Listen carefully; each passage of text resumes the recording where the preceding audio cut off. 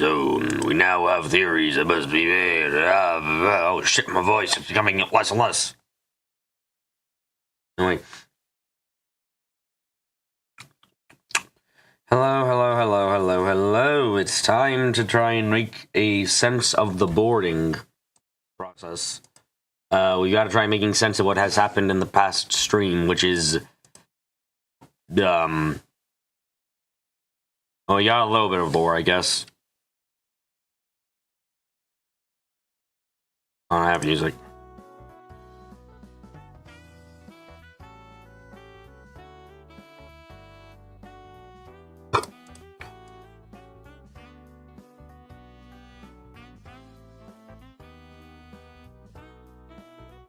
So it looks like we're going with the idea that everything's from an alternate timeline, which is fine enough.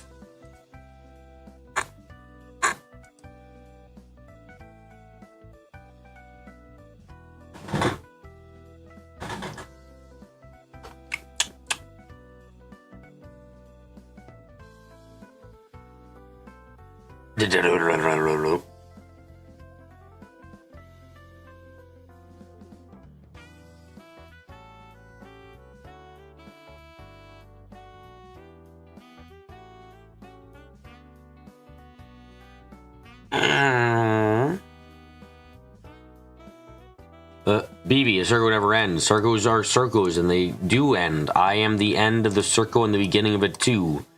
That is my destiny, you see. Hi, Gary. Is that really everything already turned? Huh, yeah.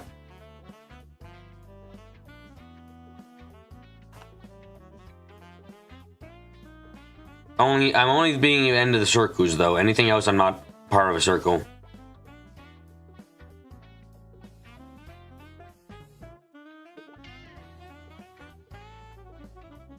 Now, what is there to say? Because the game doesn't fucking because God, barely anything fucking happened. Because we're stuck in the cycle of pom-pom party.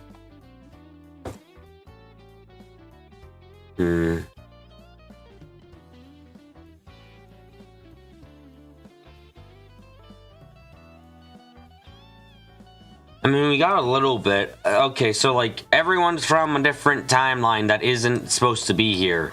This guy, different timeline. This guy, different timeline. The different timeline, bitches. Lots of them.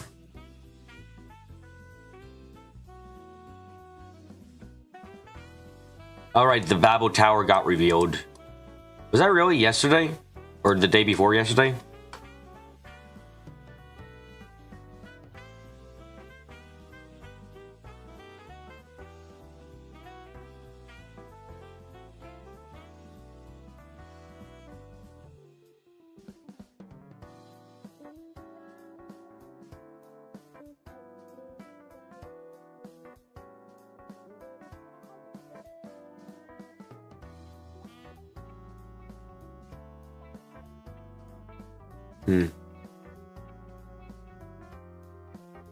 Why would we call it Reverse Babel? They don't have a Tower of Babel?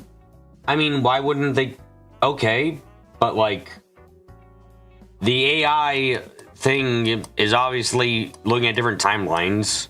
Why wouldn't, and the name of the project was Project Babel. So why wouldn't it have Rufus? Like, the characters didn't decide the name of the tower. The tower's name was declared by fake Rufus, who was created by it was created by Elysium. Like, what? And Elysium's calling the project Project Babel. Why wouldn't it call it Reverse Babel?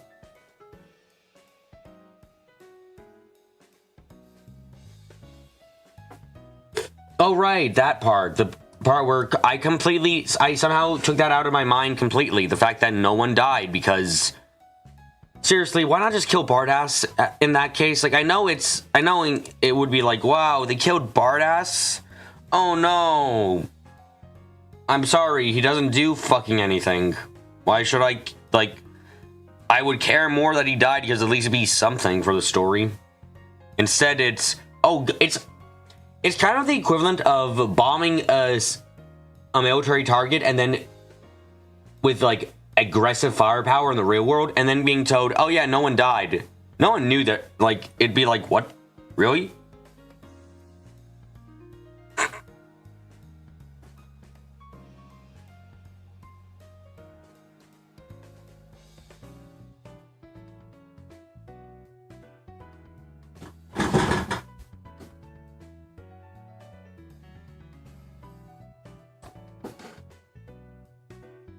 Sighs? Are you sighing about the no one dies thing, or are you sighing about something else? I mean, I think that's like a terrible thing to have done for them. It really should have just gone with it fully. The fact that they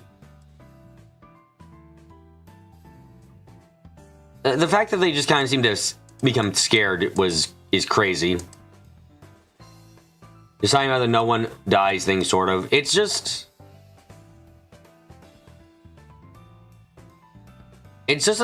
a tad ridiculous that they just refuse to let it happen. The fact that, like, it's part of the reason why people saying, like, man, people suffered during the 2-day war. And I think if Reverse Babel Tower actually attacked an actual mode target, everybody would have evaded again. I mean, do you not think that the fortress was a military target? Like, it was a military target. It's like, there's no way that like, the best you can say is Elysium deliberately chose a target that didn't get anyone killed, but Elysium doesn't have, but then you have to go and say, I guess the current administrator for Elysium is for some reason doing that. It's like, what? It would have been even worse. It would have been better for the story. Like, it would have raised the stakes dramatically instead of kind of breaking the immersion completely with this.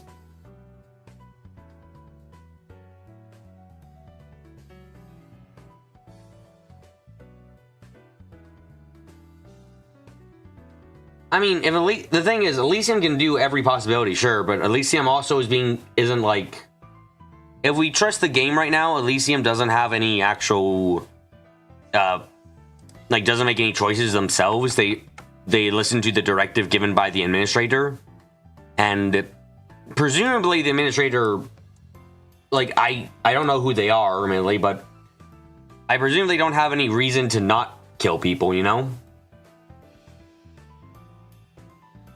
Like, does the administrator right now have any reason not to kill people? I suspect we're gonna find the answer to be no, so it's just weird. It's like,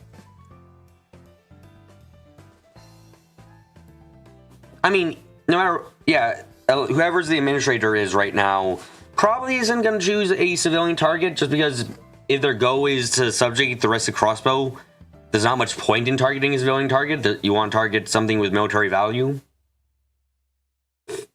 They may not want to have air ability evade at the moment. Why not? Why not have air ability to try? Like, I will also say currently, I'm curious if there's going to be any time limit on the use of the tower. No, because it could interfere with their plans. Not so sure about that. But what I was saying is, do I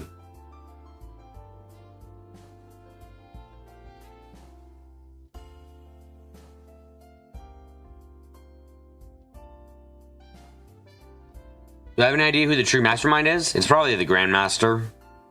Grandy Master. Of course, thank you, me.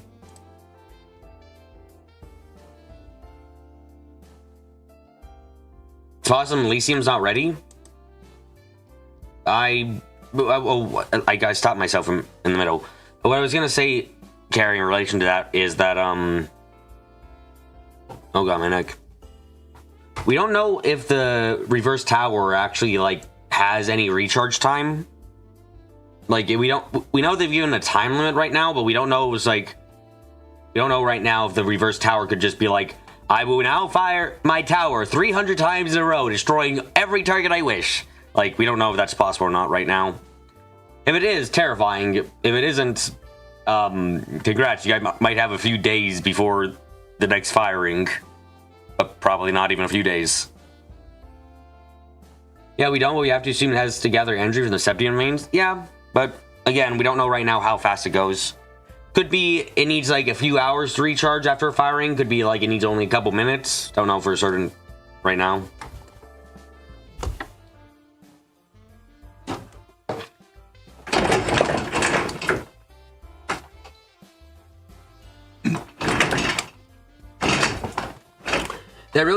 That really changes how you perceive what's happening, because if it takes like a few minutes for it to recharge, then there is nothing that can beat it. It would fucking be the most devastating weapon on the entirety of Zemuria. No army could beat that thing if it could recharge in like a couple minutes. It's possible also that's greater than one charge, and they're waiting to get multiple charge over the time period. Yeah, maybe that too. Like, there's a lot here we don't know about, so I can't really critique it per se right now. It's a case of like, if it can fire very quickly, or we learn it does, then that means that they really have no reason not to care about killing civilians, because they can kill them they can kill any target instantly. But if it's a case of like, and we don't know where the Mastermind's faux go is right now, we have suspicions, but not, like, I'm critiquing possibilities more or less because I just don't have the information to do otherwise.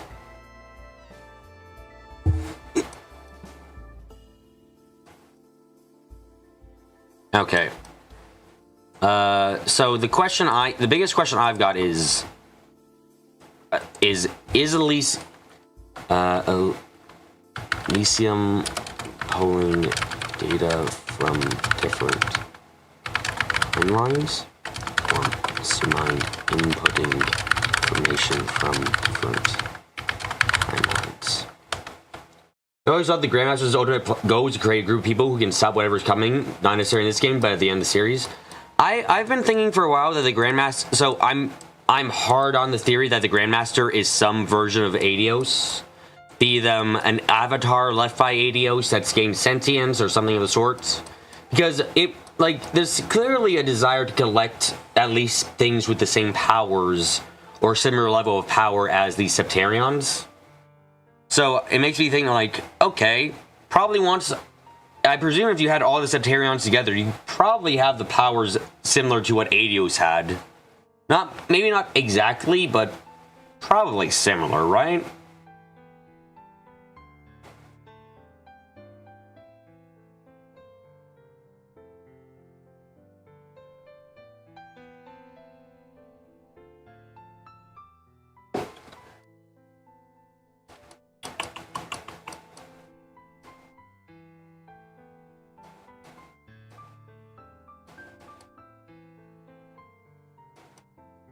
An avatar, without she's Aidios herself, an avatar that gains sentience is a possibility, though. Yeah. If you go off of the test tube theory, and I think I have it written around here, is that I suspect that the Grandmaster is like the vessel that Aidios used to interact with the world, and then once she left, the vessel still remained and it gained sentience somehow. I feel like that's not too absurd of a theory.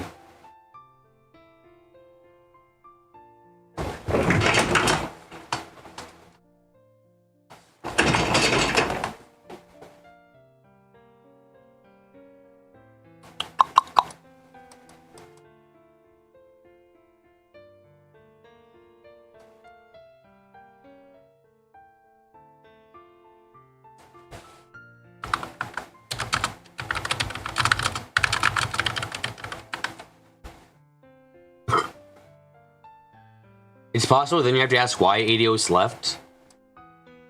Yeah,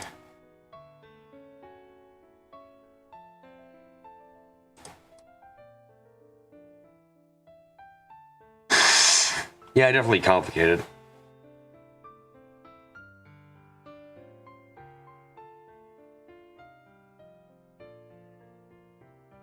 Oh, let's take that episode of Black Mirror. Maybe Aidios got trapped inside the test tube. That would be an interesting idea. Aidios is trapped inside the test tube and is trying to send back out. That would make enough sense, too. Horrifying idea. Imagine knowing you're in a simulation or a world that isn't your own and you want to get back home.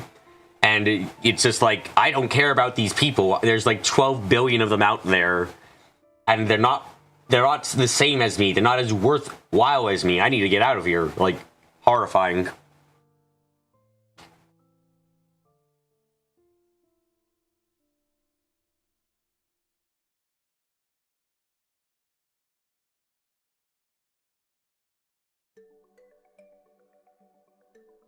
Huh. Do I really have almost nothing to talk about?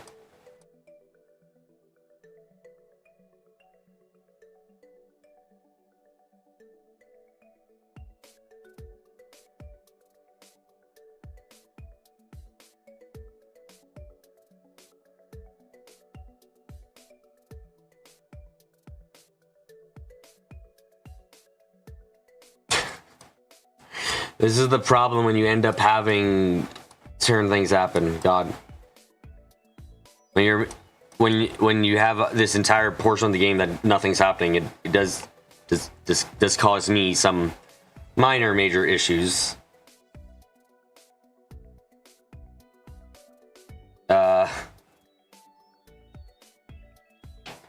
We think we should keep in mind that our master plan is called the Orpheus plan. What was the name of the Phantasmal Blaze plan? Right.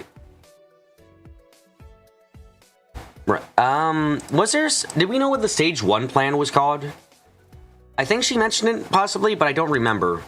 She did have a name for the what? Right? No, stage 1 was the gospel plan, which, in hindsight, that doesn't make a lot of sense. I'll be frank. It was just like, I'm sorry, the gospel plan was just was very simple. It was named after the gospels they used. While the Phantasmal Blaze plan, like, if you try to originate with that, like, that name has a lot more complicatedness to it. It's complexity to it. It's like, it's going from naming your first puppy George, and then your second puppy is God of the Final Order, who, 2 is the beginning of the end. Just like, what? Where the fuck did we get from George to that? It's just kind of funny to me how extreme the chain, like the simplicity of the first plan's name to the complexity of the second plan's name and what it means. Is this really all I have right now? I keep asking that because I'm kind of surprised at myself. Oh, right.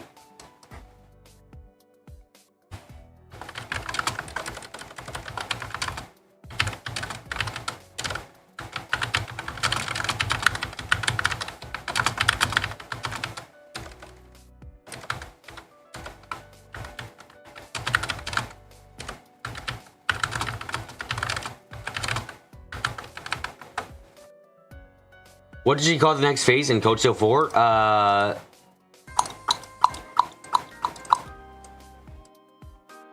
can't remember right now either. God. And I can't look that shit. Eternal Recurrence. Okay. You looked it up. You can look it up safely. I would get spoiled somehow. Ah, yes. The idea of the cycle, which just feeds into everything else. Yep.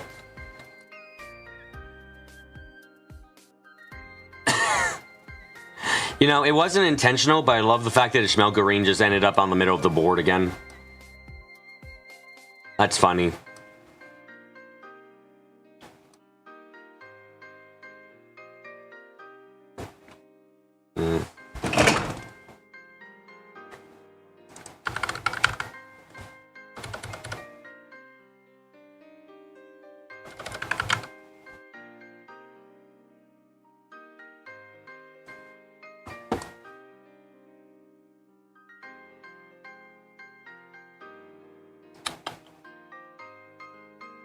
I probably need to figure out more about, like, am I not going to have a board for next week because so little happened?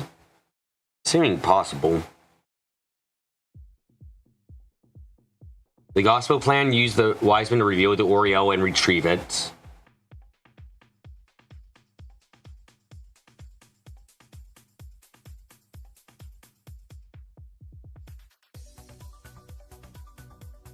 As a Blaze plan, use crossbow to force Ereboni to reveal the 2 Septarions. Yeah.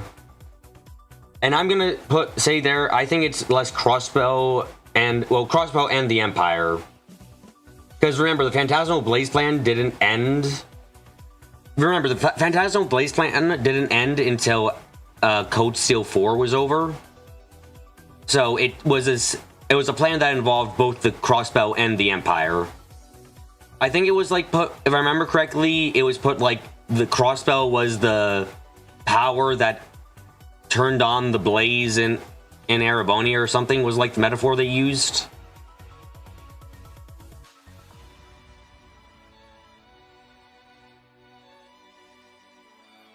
God, right, but you mean what is crossbow used? But you meant that crossbow used to stoke the blaze of war. Okay. God, I have no fucking idea in the slightest what the hell we're gonna end up with when it comes to the Septarion of Waters capabilities. Because I was really banging on that shit reviving the dead.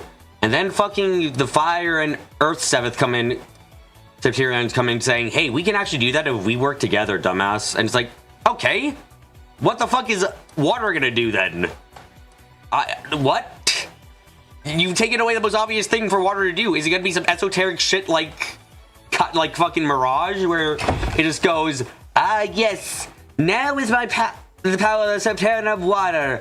I can have soda wherever I want, which lets me have power wherever I want, for I can spawn infinite sodas.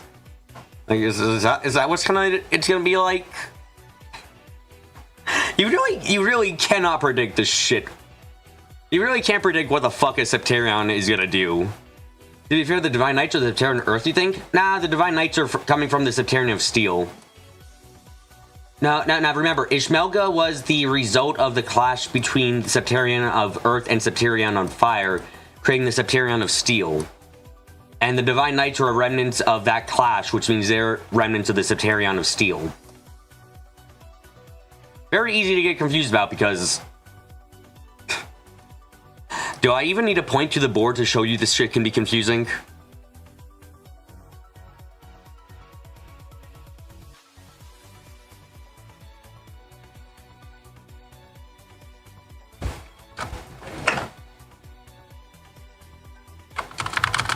You try not to look at the board. Yeah, that makes enough sense.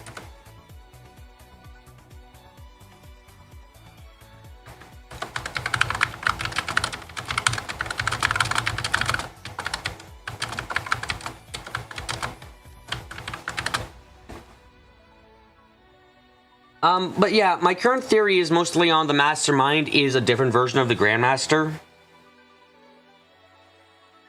I'm actually trying to think about that right now.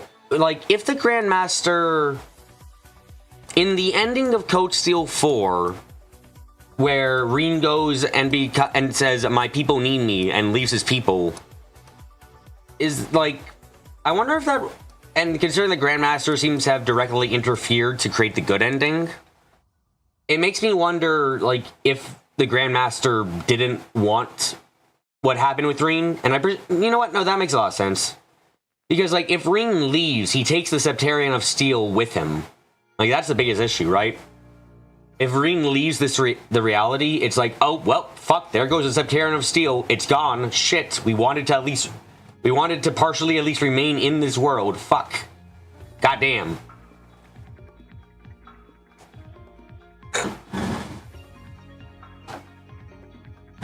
Yeah, but she doesn't seem to care about that. She doesn't, which is very confusing, because why interfere outside now, otherwise?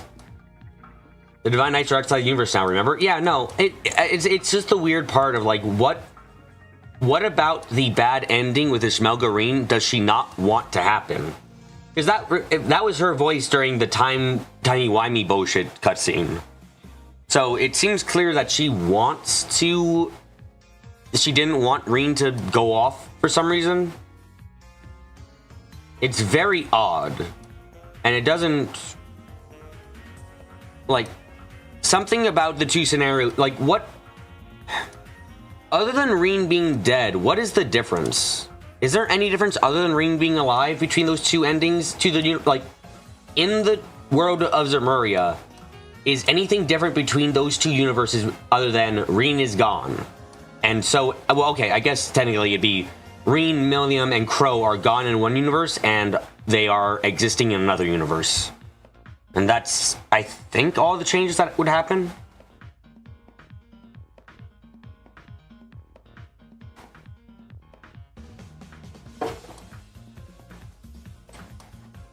Right.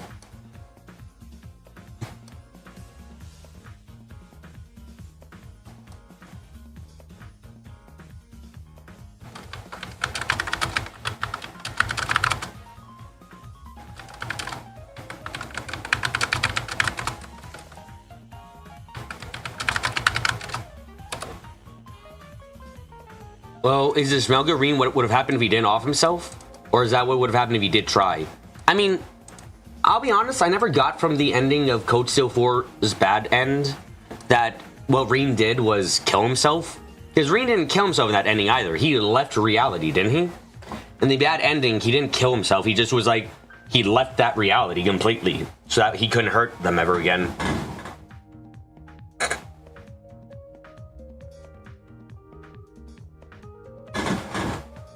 That's what I remember, at least.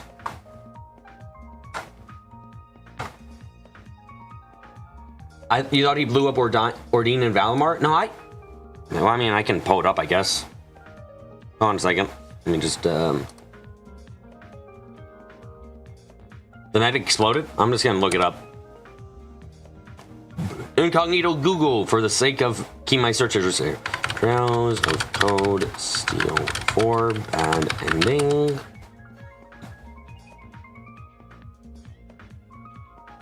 Trump promised to bring down pricing. Fuck off, I don't care for goddamn ads. Ugh. 2 ads? Oh my god. Flan saying the mech exploded, Carrie saying it's not clear.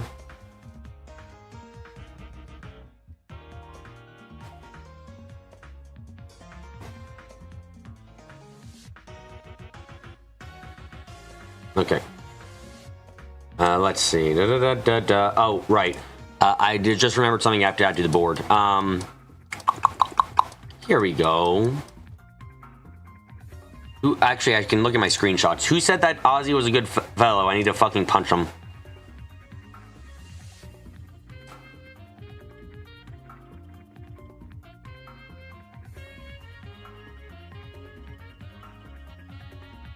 Oh, right. Just all of them. Yeah, I'll just say that. You want to ask a question? Go ahead.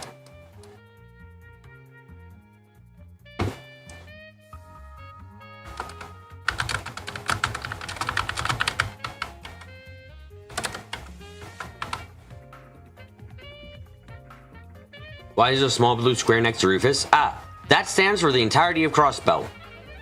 Because I cannot fit everyone of Cross... He would have a connection to everyone otherwise. It's the same reason why there's a bunch of boxes up here. It represents every one of the categories because I can't otherwise.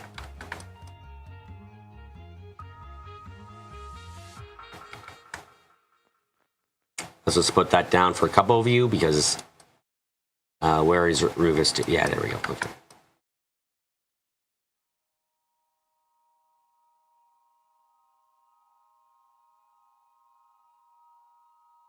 Okay.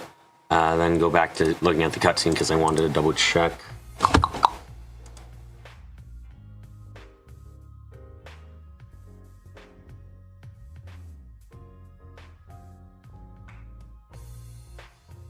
All my powers converge on me, breaking through the atmosphere should pose no trouble. Now, here's a slight issue. We know Zemuria is a flat plane that goes around itself. Like, we learned that Zemuria, you can't get to Zemuria's edge. You try doing that, you get into the impassable wall, you hit the edge of the world barrier. So does that normally, so the question becomes, does that apply to the upwards as well? If you tried going all the way straight up for too long, do you just disappear as well? Because of that? Like, would you normally hit the world barrier up top side too? Because if so, then breaking through the atmosphere just means that he's leaving reality, I assume, you know?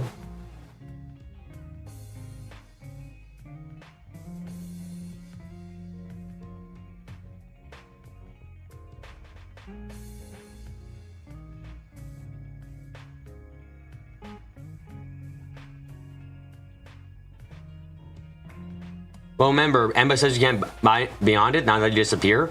But I assume if we're going with a test tube or simulation theory, like if you go beyond the barrier, you probably leave the reality. That's what I would assume, at least.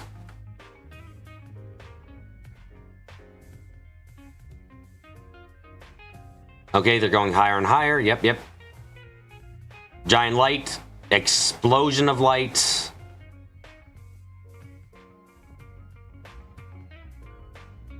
And stuff that looks like glass falling down. No, feathers. Feathers? What the fuck? Wait, there's feathers falling in this ending. I did not remember that. Why the fuck are there feathers falling in this ending? What the hell? No way, that's weird. Why the fuck would Reen explode into feathers? Why would Valimor explode into feathers? That doesn't make any sense. That doesn't make sense if he exploded. Wait, hold on a second. Hold on, Okay, I know this sounds weird, but the feathers make me think even more so he just left reality.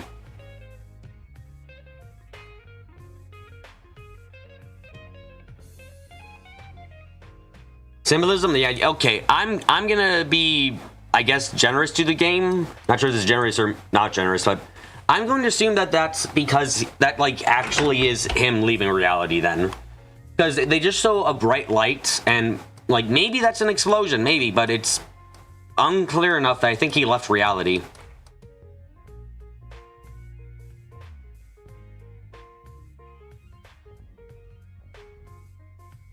Why would leaving reality cause feathers? Because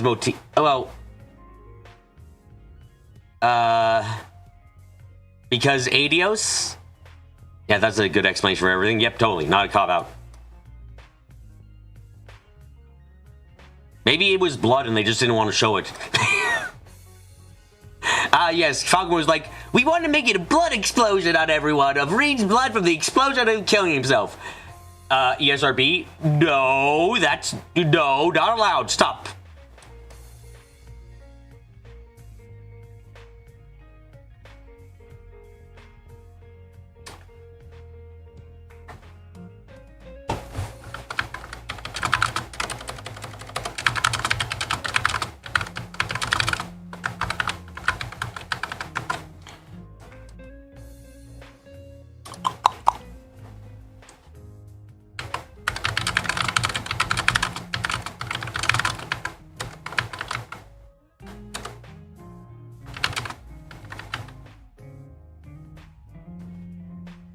Reminds you of the end of a Bond film where a bad guy explodes and there's no blood. Huh.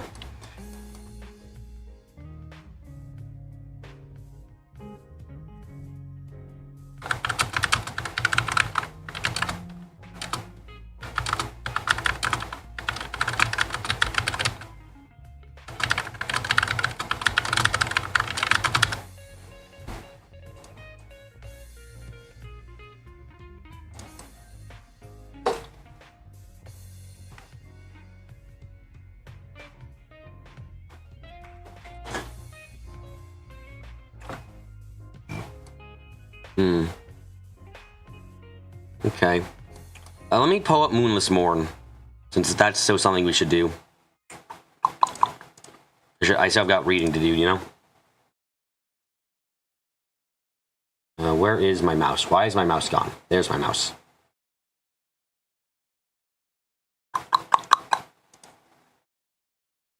Yeah, I have a lot of screenshots now of a lot of things, huh?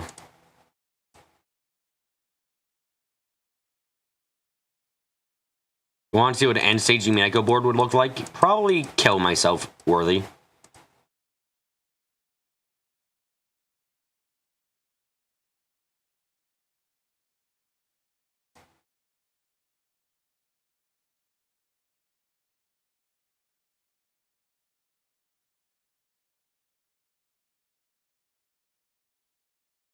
Like, I will say I'm disappointed how fucking long this section is into the game.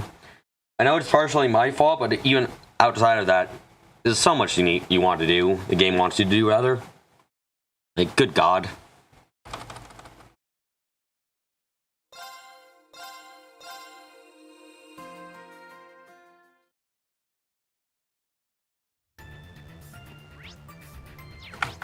Like, just... Look how fucking much there is still to do.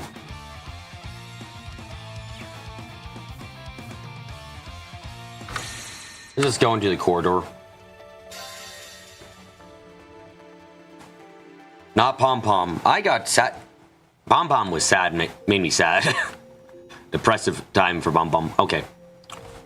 This music's... Oh, didn't mean to open that up.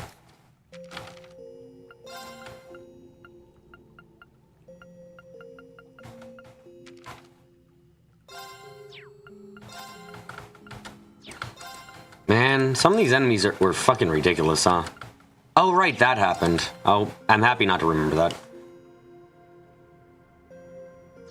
You beat it, but basically you hated. You never felt like you were outright inspired you. Yeah, admittedly, the times the AI feels like it's God and I'm a pathetic little weakling in front of it.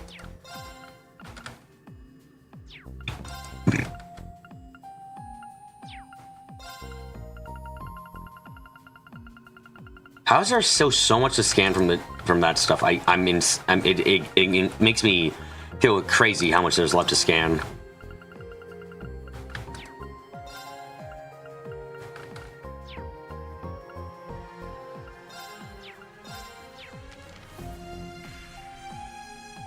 You think the AI cheats in the way it moves? It probably, the most I can imagine the AI cheating is being an AI made to react faster than humans. Anyway, books. We got the last chapters of Moonless Morn. Let's go.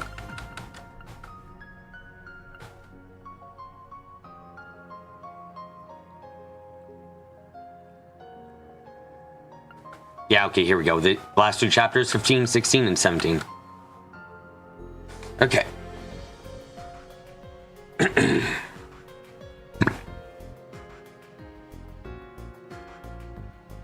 Chapter 15. The Soul Melder crumbles. Sayu, I see Chunlan with the Oni. Looks like this is it.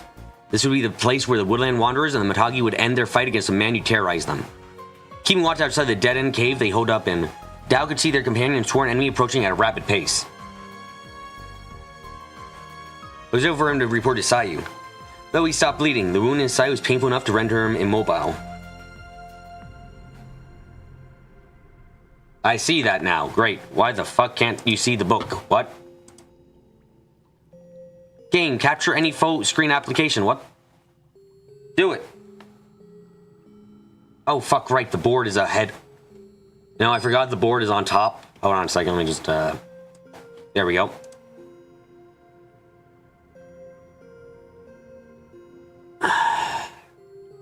Though he stopped the bleeding, the wound in his side was painful enough to render him immobile. Still, Daofoch's pain was nothing compared to the opportunity to finally sever the chains of torment and nightmares this man had inflicted upon his people. Yeah, okay. Sorry, Dao. I noticed how tough this would be. Sayu's response was uncharacteristically bitter. She was examining the boat she had pierced into the walls of the cave, pulling some out when unsatisfied with their placement and adding them elsewhere. As she hopped here and there through a mist while clutching the blade of the thundering skies, there was quite determination in her eyes, and despite the frigid weather, a cold sweat dropped down her face from nerves. What's wrong? Never heard you doubt yourself like this. But if you got troubles, it's my job to share the burden with you. From where Dao stood above the cave, he couldn't see her expression, nor did he know exactly what she was attempting to do from the inside. Yet he knew her voice well, as much as he believed unwavering that against all her anxiety, whatever the problem, they would overcome as a team. It's the artifact. It's taking longer than I thought to figure it out, responded Sayu. I think being half inside Raiju changes somehow, like it's an augmented better suited to its lightning attacks. I barely understand a word of that, but you're struggling with it. It's not completely lost, is it? Like your estimation on what it does isn't that far off? It's not. So long as I have enough time, I should be able to make this work. Sayu pushed herself to move faster as she used the boats and the artifact to adjust the amount of mist and electricity in the cave. She could not afford to slow her hands, slick with condensation they now were, as even just a hair more impatience would risk harming her accuracy. I'll go meet with Chunlan to buy you some time, then, Dao said. Then we'll jam the Oni to the Soul as soon as you're good to go. Leading to the top of the cave, he waved and ready to take off toward Chunlan, who was already within enough range to hear him call out. Dao, not with that wound, Sayu cried. Blink, stop so I can handle another fight. Do whatever it takes to make you feel your ghost, Sayu. That's what I live for. Dao made a playful slapping of his bicep. Sayu was aware of just how much control one required for their muscle to master Shin, but she knew he was only trying to reassure her. The only reason he could still run now was due to him flexing his core to reduce bleeding and prevent the wound from widening. They had no time to dress it with herbs or bandages. Man is fucking stopping himself from bleeding out, but with sheer muscles. Jesus Christ. What the fuck? Dao sounds like he's got more muscles than Zin.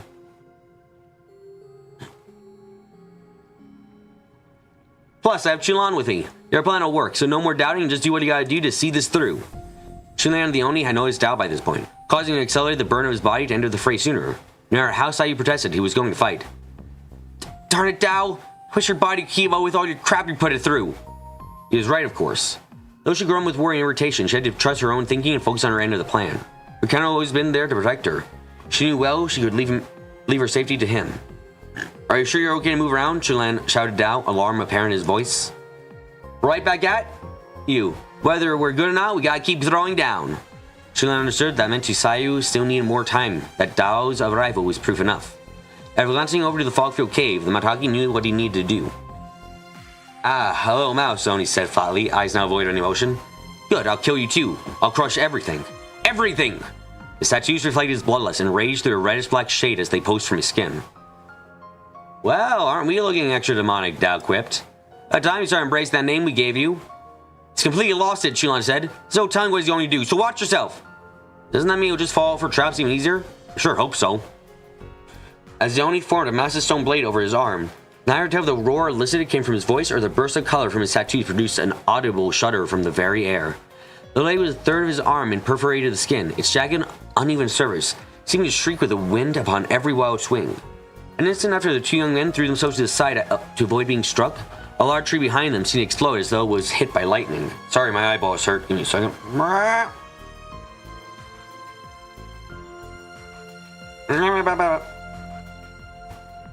Dao couldn't believe his eyes. What is this? Has he been hiding this kind of power the whole time? Which is usually because of the strain it puts on his body. I don't think we can afford to just sit here and wait for him to self-destruct. The Oni was being driven by bloodlust and only bloodlust by this point. Though the light had faded from his eyes, his body was being pushed to new limitless heights by the madness burning within. Chulan could feel it was the kind of rage that would not stop until everything around him and beyond was was reduced to ash. Even if we could, I don't have the kind of patience. Let's just beat the hell out of him, Chulan. Right here, right now. Way ahead of you. As if to signal the start of the official battle, Chulan fired off a shot at the flesh, where the Oni's right hand melted into the weapon. A useless act, as it had been blocked by the stone wall now formed around his left hand. Guess we'll still have to deal with those damn shields. Still on the point with the most annoying things, even when he's lost his marbles. Well, we can't sing him with a low hit, so we'll just have to use his spin swings against him. On it! It appeared the stone merging into his flesh was becoming to restrict the Oni's breathing, but through blood-soaked swings he continued to fight with his blade. Get down! His next strike was vertical. Both felt their hair being tugged by the chaotic wind as the edge passed over their heads. Dao then took this moment as a chance to counter. The stomach's wide open! Time for some payback! No, Dao, not yet! Dao persisted before Chulan's shout could stop him. Transformed his pain to anger, unleashing an all-in-single attack at his foe's exposed torso. And another! The first blow was immediately followed by a round kick at the Oni's leg. However, this one sent flying this time was not the demon, but Dao. Even after throwing all his weight into the sweep, the Oni still had more than enough power to launch small but tremendous counterattacks with the left hand. Come on! Dao sputtered between coughs after landing. Tell me he's just as fast as on his feet as he was when out of control? You can still block blows, of course he can counter a kick, Chulan spat with exasperation. When I decided to use him big swings against him, I meant we should control where he goes. Look. The ground of the Oni's feet appeared as though a deep footprint shape had been dug out of it. He was swinging massive amounts of rock which favored himself with unfathomable, unmanageable power, and with each swing he was naturally spun round by its momentum. The enemy followed with a third attack. Chulan jumped in the opposite direction down and toward the cave where Sayu was waiting. Fog was getting progressively thinner. Got her a good amount of time so far. It can't be much longer. That's right, doesn't matter how we get him in there. This ends the same way. Dao bounded before the Oni to feign a foolish frontal attack. Food lined up for the slaughter, how the Oni as he lashed his blade downward, cutting nothing as Dao dropped the feint and jumped nimbly away. Ha, can't believe you fall for something so obvious. Hey, your gun, so I might start feeling bad if this keeps up. Tonkaki, if you get one of those, you're done, so no messing around. Jin's warning was followed by several shots to seal the Oni's movements. The Oni aimed to... Oh god, not again. Ah! The Oni aimed a counter towards Chulan, but he had calculated time between the attacks and dodged with ease. The Mataki and Woodland Wanderer continued their pattern of baiting, attacking, and dodging, countering, baiting, attacking, and dodging, countering, again and again, with each heavy swing bringing their target closer to the cave. They repeated until they heard a clear bass sound that signaled to them that Sayu would exit the cave and the end of the battle was near. That's the conch. Sayu's ready! Chulan noticed that the fog had completely cleared from the cave. Come on, Stone Melter. Into your grave or go. Standing prominently, the arm spread the mouth of the cave. He taunt one last attack out of the demon. Instead of swinging again, the Oni let the blade crumble and leaped for his prey using the rocky shield on his left arm instead. One last push, huh? Chun-Li muttered under his breath. He did not flinch in the face of this direct assault. At that moment, words from Sayo through the Vagabond flashed across his mind. Hit the unexpected with the unexpected. So Chun-Li did just that. Rather than counter the Oni's barreling strike, Chun-Li stood still, took a deep breath, and rode backward into the cave. Dao! Got it! Dao dove in behind them, and after grabbing Chun-Li's arm as he tangled into the Oni's grip on the ground, unleashed Shin. See ya, Rocks of Rain! It's the end of the line for you! The Oni doubled over and fell, releasing grip just as Dao used the momentum to attack to pull himself and Chun-Li safely out of the cave. The rampage ends here. Still sailing through the air with Dao, Chun-Li named one last shot into the cave and fired, seeing a course through the air with the will of the man who fired it, flying unerringly within the cave towards the Oni's head, a brisk whistle following his path. The Oni raised his stone shield to block it, and right then sparks engulfed in a flash of light as bright as the sun. The lone shot had been a fireball that consumed all that drove within the cave, taking the Oni along with it. How is the last fucking one so long? God damn books.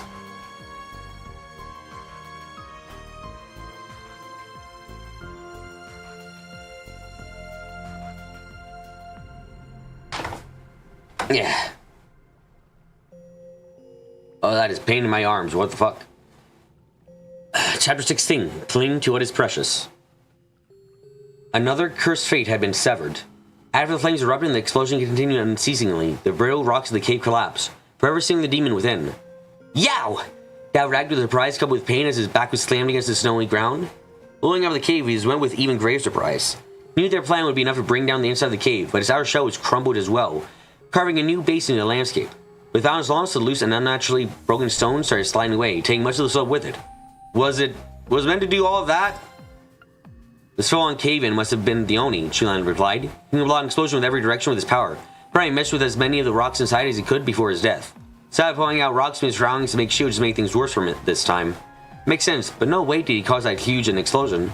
Was that a blade of the thundering skies? I don't know. I'm sure she could tell you. At some point, they'd been rejoined by Sayu, who stood by to observe what had just transpired. Unlike her parents, there was no hint of surprise on her face. That was a hydrogen explosion. Logic simple. The true purpose behind the artifacts to collect and deconstruct water molecules. So I gathered them up in a cave and had a Chun-Li ignite it. Sayu! Dao cried with joy. You're alright! I heard it all? I have no idea what you just said, but as long as you're okay. Okay, I'm okay. In one ear, out another. How about you, Dao? Are you okay? You after using Shin again?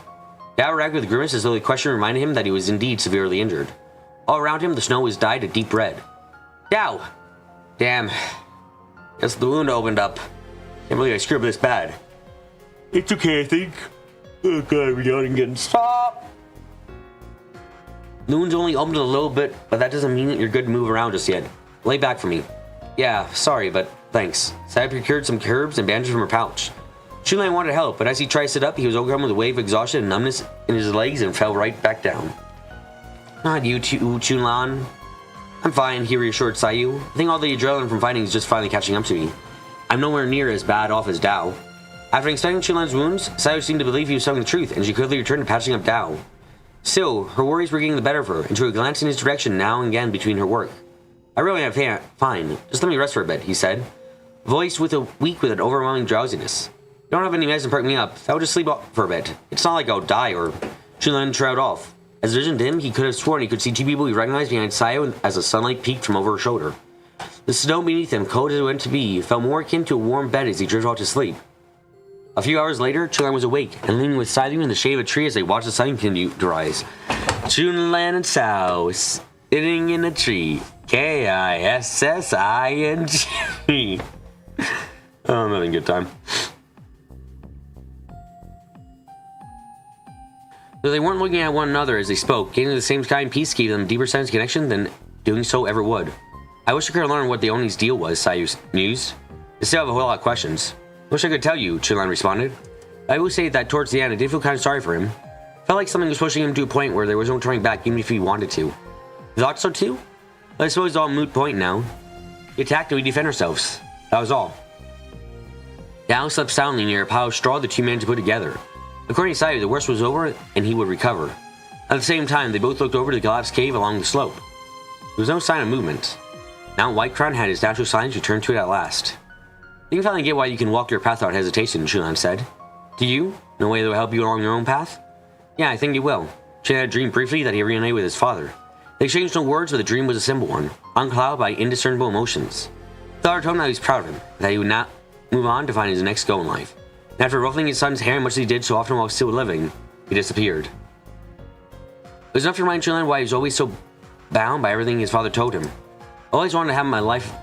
I wanted my life to have meaning, Shulan continued. I wanted to find meaning being a Matagi. Need to know what I really was facing life, as Medai put it. And not knowing how to find it left me at a standstill.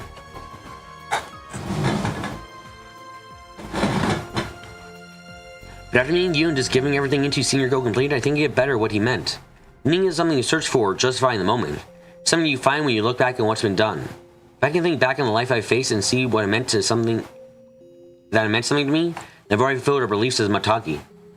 Though weaved into another's path, he found something new and wonderful about himself that he never would have found otherwise. Huh. I guess that makes us opposites. Sarah let a small chuckle fire the brightest, quietest smile she had seen from her yet. Having lowered his gaze from the garment surrounding them to meet hers, Shannon was left to wonder how such an unrefined smile could be so serene at the same time. So clear were her eyes that he could even see himself in them. A face with similarly brilliant, warm expression that he could almost not recognize. Feeling suddenly sheepish from watching her for too long, he turned away. Opposites? Well, for me, I feel like meaning comes first. Before I do anything, I make sure there's meaning on the decisions I'm making. Wow, then we really are just about as opposite as you can get. Since I had faith that her every action would be worth something, she never looked back and wonder if what she had done was worthwhile. She, however, thought I'd better look back at what was done and glean a new, more solid foundation from the path already forged. Oh, he's stuck in the past, I guess, he whispered. I don't think that's true, Sayo pointed his attention to the late thundering skies. I think you're a little more like me than you think. Never could have won this fight without you. In fact, I say we won our battles because we trusted that your help would turn the tides in our favor. And maybe I'm a little more like you than you think, too. Path and Joe's having cross, Sayo continued. But here we are now, looking back and having gotten something out of this coincidental experience. Meaning. Both sides brought something out of themselves to the day, working to cover for each other's weaknesses in order to overcome a series of great trials as a team.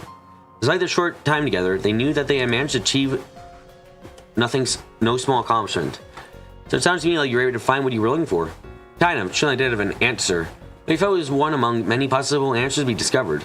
Yet for now, at least, it was enough to give him a direction to start walking. Not sure I'll be able to stick to the path I found the way you guys have. I think you'll be fine. Remind me of the Matagi, you showed me mine. That's how I was when I first met him. Shulan still did not know who the vagabond was who showed Saira away all those years ago, but he was grateful for the great change he brought in her. In that sense, Shulan could very much see how he was like the lost little girl the Matagi had guided. I wonder what he was looking for in his travels, Shulan wondered, and where he was going. Thought about the past 2 days some more. He was left with the sense that a closed journey he could never thought to trek. He met new people he could trust, unbound himself from a broken past, and found courage that could see himself a mended future in such an unimaginably short amount of time. He was so much proud of that fact. Well, his sweet feeling was to realize his life was worth living. This might be a big game on my part, but it may be a good idea to take up new trails. He's searching for even bigger paths to walk. Like you guys. And so Shulan decided he would take his first steps toward the future. Oh boy. Mouth dry. Bleh.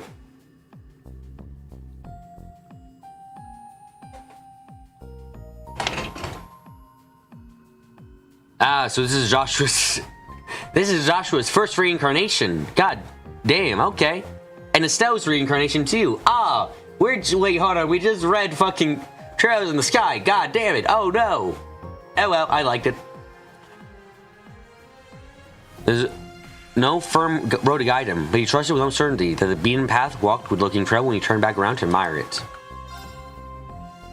Final, Matagi. A month passed. March heralded the beginning of spring. For most, it was meaning flowers and sunshine. Mount Whitecrown, however, snow was still falling and falling, piling to heavy blankets along the ground. Those who lived on the mountain knew her mannerisms well, and they felt in their bones that this particular spring had come on much quicker and was far more milder than previous years.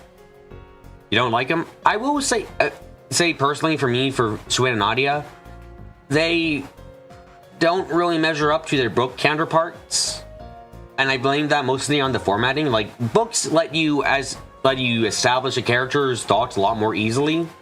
And Swin and Nadia just kind of, like, if I were to describe Swin in this game, like, I'm sorry to say, his personality is, I don't want to be here, but I will be here nevertheless. And that summarizes him entirely, and Nadia is, well, no, it's like, the problem with is, like, the book counterparts have the advantage of having inner monologues, so you see you get to experience Swin's, like, turmoil and sadness a lot more viscerally because it's of how it's described in a book compared to right now where it just seems like he's kind of mopey. Or Nadia, which shows her trauma and her problems with trusting and other such things, and in game she's just kind of putting on that somewhat act of being carefree when she's probably so traumatized. It's like some of the depth is lost just because of the change in format. Like, that's just how it kind of is. I'm not saying that the game's like doing the characters badly. It's just that I don't know if the game could have done them equally as well as the book, just because of the different way the story's being communicated.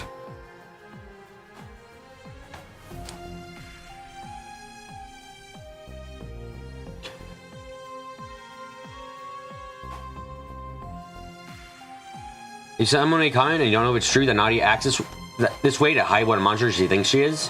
Like, maybe, but again, without getting a book's words and like getting information about their micro expressions, people's own feelings, deeper conversations that can go on longer, environmental storytelling via descriptions too. It's like it's just kind of like a innate flaw. It's not something I'm going to scream about, but something that I'm feel sad about still. It's hard when it's not their story as well. Yeah, definitely. So there were fewer blizzards to chase travelers off. It's winding. There's a side characters in a different person's story. Yeah, which makes me question a little bit why they're here. Maybe we'll get a better reason. I mean, the Emperor was here, sure, but I don't know. So there were fewer visitors to chase travelers off its winding trails, and green bamboo shoots could be seen poking their heads out of thinner patches of white. The elderly residents of Matagi's village remarked that this was a true spring of wild right crown they remembered from their youth. At worst, they might just repeat their story, but slightly worse. Yeah, I mean, the story here is, since it is even, they even brought back the Emperor, it's like, it is almost just their story, but not as good.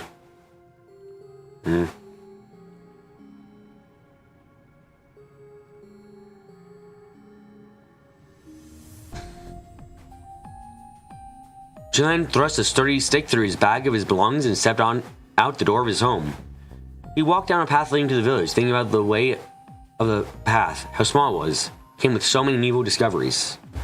Last year had been full of such little things, and we could find them through a hunting path like this one. We were certain to discover unfound wealth on a new, far longer trail of heaven. Leaving on schedule, here punctual with latitude on. As Julian passed through the village where the sun had even risen, as though he was waiting for him, he heard the voice of the chief calling out to his back. Shannon intentionally got his farewells out of the way the night before so he could leave in the morning when everyone was still in bed. You're still asleep. Your eyes were just for what yesterday was for, Chief. You know, a man like me can rise and shine this early in the morning, the Chief harumphed. I spent many a long, adventurous night out camping for a wild game, you know? You can get up even earlier for something this important. I know this isn't quite what you were hoping for, but I think I'll be a better man for it. So thank you for that. Really. Shinlan was long overdue to say this to the man, for it had been too long since he expressed his gratitude, and the times he expressed it were too few on the whole. Even as he said it, he was relieved that it was still too dark for the flushed expression on his face to be visible. He always felt that the elders saw him as a burden. Oh god, he was the last generation in the village, a pedigree youth that trained by his father, the previous chief, and himself been trained by Matagi of legend. What a waste of potential he was for his lack of confidence or direction in life. Surely they begrudged him having their final option as the next to carry on their will and would be glad to see him gone? But he announced his desire to leave, all of them, led by the chief, worked their hearts to convince him to do otherwise out of genuine want for his presence. It wasn't until he explained his motives that I agreed the journey would be an excellent character building exercise for the future chief, and welcomed the idea with warmth. It is often said that children are aware of just how precious they are to their parents, and surely now imagine this to be the case with him in the village. Hoped for. You found your prize in Matagi. That's more than what I could have hoped for. Your father, Master Kiun, would have been very proud. I'd like to think that. Thank you, Chief. I promise I'll find a way of getting back to this place after everything it's given me. Chunlan fled the village and he bet on the winds of change. He was nowhere near ready to lead his next chief, but if he could continue cultivating meaning in life worthy of that citation, his comedy would be part of ushering in a new age of his people. Last month, I was put something behind me after the years of stagnation, told the chief. I act as a Matagi to save others and uphold our ways and eliminate that which threaten it. I want to find more of what changed me then in the rest of the world. Oh, you were less silent than you realize. You don't change all that much in my eyes, even. Think so? Chunlan was caught off guard by this. It was certainly would be told of how much he changed in so short a time.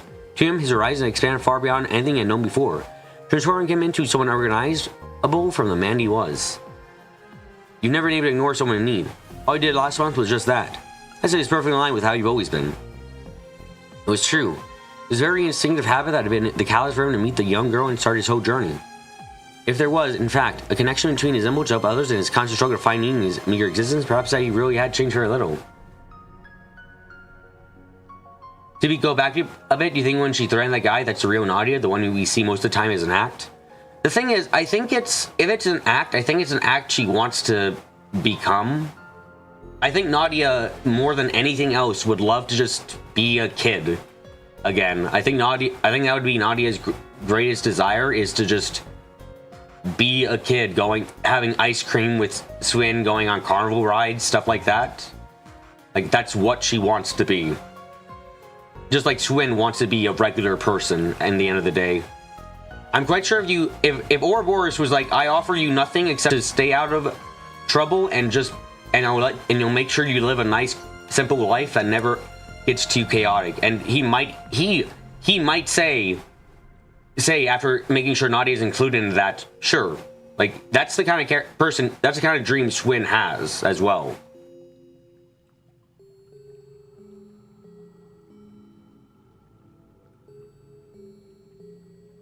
It was true. Almost forgot to say, the chief began. Noticeably a lighter shift in his voice, now present, account for Chunlan's downcast gaze. The version of Raji's body is almost finished. Are you sure you don't want it? It was you and your father's go for so long. Swin and Nadia are a lot like Estelle and Joshua. Yeah, and that's probably why they worked so well in the book. It's their shared common ground of trauma, but they're like, it's good. They're 3-9 is very good partially because of that.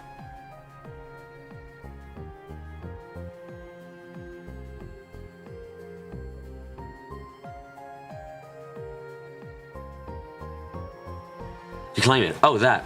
True tradition. Once it was determined that the Oni was no longer a threat, the Matagi have treated the corpse of Raiju and stuffed it. This method is playing that the danger had passed and the mountain continued being protected from impurities by human hands. There's also a great symbol of pride. The Matagi were always quick and sure to assign that glory of an arduous kill. Are you sure it's alright to leave it to the village square? It's a fucking giant bear, sir. I understand what you want, but like, I can't carry that shit around. It's fine, there's no space for it in my house. And besides, I wanted to cut ties with it in my past. The rest of us make sure to take good care of it. It will make for a wonderful reminder of how you protected us, for generations to come. Chunlan gave a small nod of approval. If his old regret could get transformed in such a way, then he welcomed it. Well then, I'm off.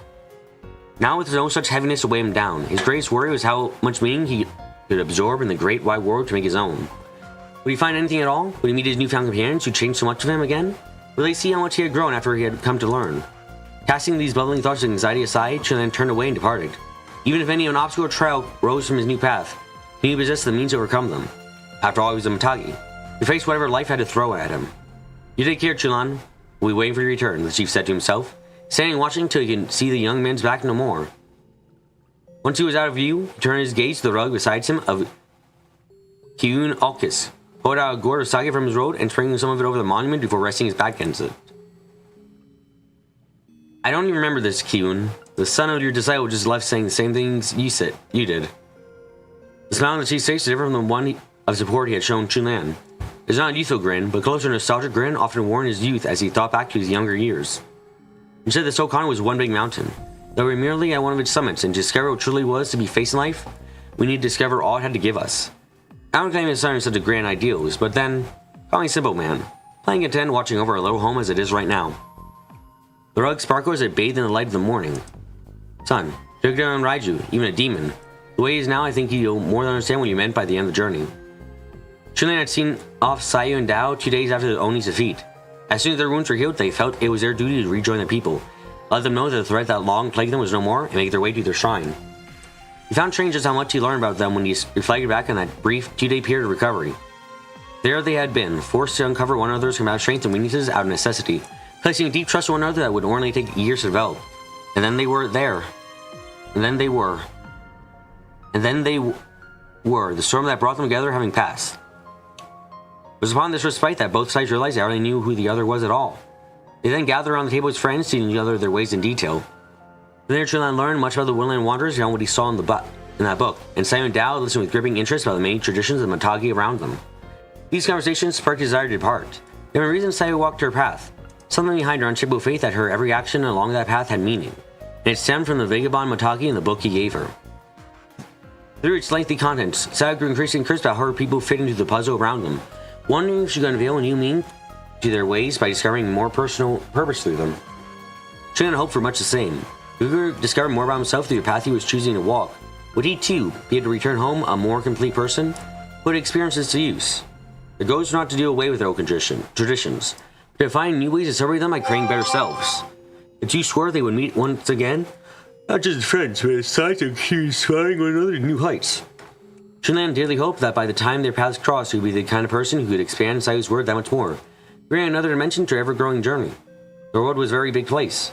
From the brief interaction, even the small world Chunlan had always known, the snowy mountain slopes and its many winding trails, were seen in new lights. If he could learn so much from what he thought familiar, what else could he gain from the running wild and taking the great unknown? Sayu told him that the vagabond saw the world as one big mountain. If Chunlan saw it the same way, then he was merely off to explore this mountain's many slopes on the hunt for prey not yet to be seen. Despite its grander scale, this journey and its actions were, in essence, still so very much like a Matagi's. See you when I see you, Chunlan thought to himself of the Woodland Wanderer, eagerly waiting the day he could be the second Matagi in her life to unequivocally shift her life's course for the better. No Matagi who sleep through the roaring of beasts in the night. Chunlan Eisen, now officially a vagabond, had been weaving on the borders of dreams regarding the day of his departure one moment. Next, he was on his feet in the bed of a mini pickup truck. His strut is Sarobi, his old-fashioned muzzleloader, held firm in his hands. Every surrounding truck that made up a caravan had skidded to a similar halt, the cargo bed passengers being jerked away from bumpers being packed from minor collisions to the unexpected stop. Chunlan scanned the surrounding area for any irregularities, picking up on the source quickly.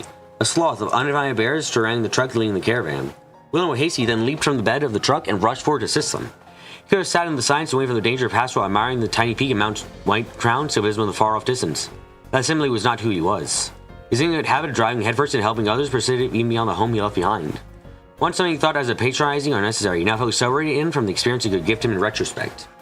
His journey had only just begun. To where on this mountain Chunlan would go, he did not know. All he could say for certain was that by the time he reunited with his heroic friends somewhere along his meandering slopes, he would be proud of himself for it. The end. I like Moonless Morn. That was fun. Simple, but fun. Enjoyable. Like it. I am happy.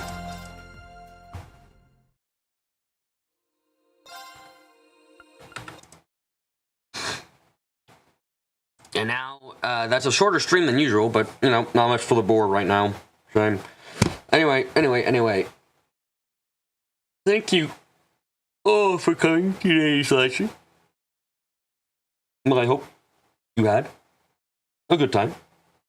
And until next time. Well, if this is the first time coming, I suggest you subscribe and hit the notification bell so you're aware when I'm streaming. If you like the end of the stream, leave a like. If you have any comment, leave a comment below. And share the stream around if you ever think might be interested. But until next time, I'm gonna get up close. I'm gonna get quiet. And I'm going to say bye.